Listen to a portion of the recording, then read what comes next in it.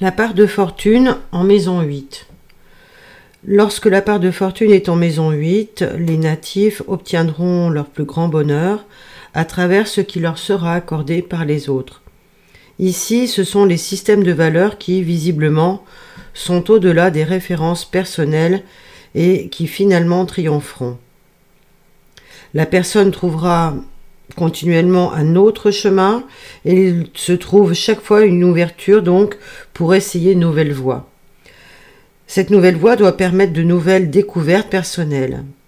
Les natifs, avec cette position, examinent les valeurs des autres, cherchant à savoir ce à quoi ils tiennent le plus, et plus ils découvrent des valeurs extérieures pouvant s'appliquer à leur vie personnelle, plus leur expérience se trouve enrichie. Ce sont ces propres valeurs, particulièrement celles qui semblent avoir perdu leur raison d'être, qui peuvent être revues, et par le nouvel éclairage de ces stimuli extérieurs, se trouver enrichies en signification et en vitalité. La personne apprend maintenant la vertu de la flexibilité. Afin de ne pas entraver cette croissance, la part de conscience impersonnelle en maison 2 doit montrer toutes les valeurs qu'on a crues personnelles et qui ne le sont pas. Elles sont en fait l'expression impersonnelle du désir d'acquérir et de posséder. C'est donc la polarité 2-8 qui représente une lutte acharnée et prolongée entre ce à quoi il faut s'accrocher et ce que l'on doit lâcher. Les possessions les plus chères de l'individu devraient être des valeurs réelles et durables. Ce qui est devenu inutile et périmé doit être abandonné. Ce n'est pas une leçon facile à apprendre spécialement. Et à travers donc cette part de fortune en maison 8, les natifs sont des personnes qui entrent en contact avec d'autres personnes qui lui montrent finalement ce qui alourdit les valeurs et du coup cela les aide à transcender des qualités temporaires de leur désir momentané. Tout ce qui n'a pas de valeur sera détruit d'ailleurs par ceux qui l'aiment pour permettre à la part de conscience impersonnelle d'exprimer les valeurs et les possessions réelles que la divinité a destinées à l'homme. Peut-être plus ici que dans une autre position zodiacale, l'individu doit abandonner beaucoup de son ego pour que sa part de fortune en maison 8 répande ses bienfaits.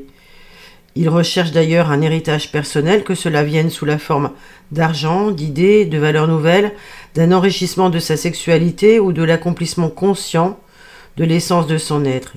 Il doit arriver à comprendre qu'il n'est pas seul.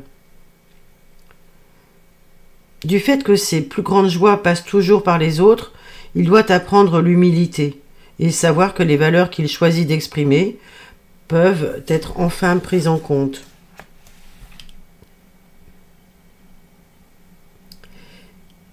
Mais ces valeurs sont d'un intérêt moindre par rapport à celles des autres, qui lui ont été transmises.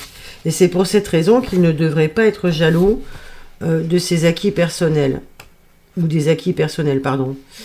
Excusez-moi pour la relecture de mauvaise qualité. Il devrait plutôt rester ouvert donc au flux des systèmes de valeurs et aux idées qui peuvent paraître étrangères à ses principes.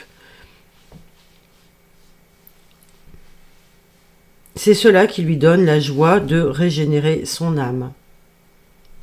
Voilà donc pour la part de fortune en maison 8. C'est très lié donc à la maison 8, à la maison des transformations, de ce qui est fait pour être transformé.